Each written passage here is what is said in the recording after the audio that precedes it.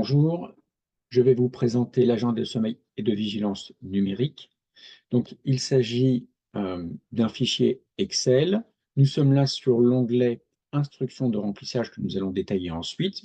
Vous voyez que vous avez un ensemble d'onglets en dessous avec Agenda, on a appelé A1, qui va être la première page d'agenda qu'on va remplir pour une période, ici de 14 jours. Elle peut être modifiable en rajoutant des lignes tout simplement. Et ensuite, vous avez une deuxième période, A2, A3, A4, ainsi de suite, pour pouvoir suivre tout le long du travail thérapeutique. Revenons à notre instruction de remplissage. Vous avez une instruction écrite ici qui est détaillée, où vous avez toutes les informations de comment remplir l'agenda de sommeil. Vous allez retrouver ici un lien pour voir la vidéo explicative de comment remplir l'agenda, celle que vous êtes en train de regarder actuellement. Et je vais vous détailler maintenant quelle est la façon de remplir cet agenda. Le principe est assez simple. Vous avez ici le temps qui s'écoule de 20 h à 20 h le lendemain soir, par pas de temps de 15 minutes. Et il va suffire de remplir chaque case pour indiquer quel était le comportement à ce moment-là.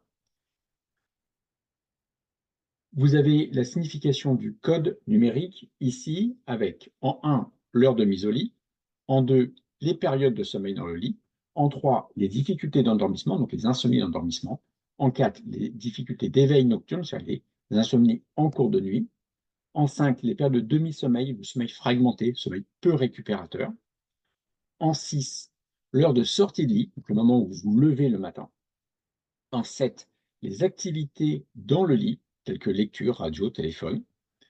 En 8, des temps de sommeil hors du lit, par exemple si vous êtes endormi avant de vous coucher, par exemple dans le canapé. Et en 9, vous avez les levées nocturnes, donc des périodes hors du lit au cours de la nuit. Par exemple, le fait d'aller aux toilettes ou le fait de se lever et d'attendre d'être de nouveau fatigué pour se recoucher. Voilà. Dans ce cas-là, on va le noter 9. Alors, si nous prenons un exemple, là vous avez ici une heure de mise au lit entre 21h45 et 22h. Donc, on a indiqué le code 1 dans la cellule. Vous avez vu qu'elle s'est mise automatiquement en vert. Ensuite, vous avez un quart d'heure de lecture dans le lit et puis une petite difficulté d'endormissement d'un quart d'heure qui a été notée en jaune en mettant le code 3. Ensuite, nous avons une période de sommeil jusqu'à 1 h du matin. Donc, toute cette période-là a été inscrite avec le code 2. Et ensuite, il y a eu un lever pour aller aux toilettes, par exemple. On a inscrit le code 9. Puis de nouveau se coucher avec un petit temps d'activité de lecture. Et puis ici, une difficulté d'endormissement, suivie d'une période de sommeil d'1 heure, avec de nouveau un éveil d'une demi-heure, qu'on va inscrire donc avec le code 4 pour ces deux périodes. Et puis de nouveau une période de sommeil, donc 2. Et en fin de nuit, une période de sommeil plus légère, plus fragmentée, qui va être inscrit en 5 pour indiquer à entre 6h45 et 7h le lever avec le code 6. Alors, maintenant que nous sommes sur une page d'agenda qui n'est pas remplie, vous avez ensuite au matin la qualité du sommeil que vous devez remplir ici. Donc, c'est à quel point vous avez une sensation que ce sommeil a été récupérateur. Ensuite, vous avez un deuxième champ avec la satisfaction de votre sommeil, c'est à quel point vous êtes satisfait de votre nuit. Ensuite, la qualité du réveil, est-ce que vous vous sentez en forme au réveil?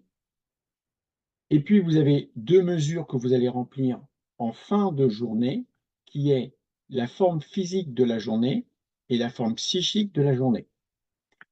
Et le dernier élément que vous allez avoir à remplir, c'est le nombre de réveils nocturnes gênants, que vous allez pouvoir indiquer ainsi avec un nombre. Quand vous allez remplir votre agenda, automatiquement va se calculer ici dans les zones grisées les scores correspondant à votre temps de sommeil, au temps passé au lit, à l'efficience et les différents temps d'activité dans le lit, des périodes hors du lit, etc. Donc, ce que vous avez, vous, à remplir, c'est les périodes qui sont ici marquées en jaune clair. Et vous avez ici aussi la possibilité d'indiquer en plus les siestes que vous avez faites dans la journée, donc le nombre de siestes et les temps de sieste, les traitements et remarques particulières qui peuvent affecter votre sommeil ou la forme dans la journée, éventuellement vos consommations d'alcool ou de boissons caféinées. Voilà, toutes les informations que vous avez. Vous avez ici en jaune, sur la case jaune et en rouge en texte, un chiffre qui vous indique le taux de complétude des cellules qui sont présentes juste ici.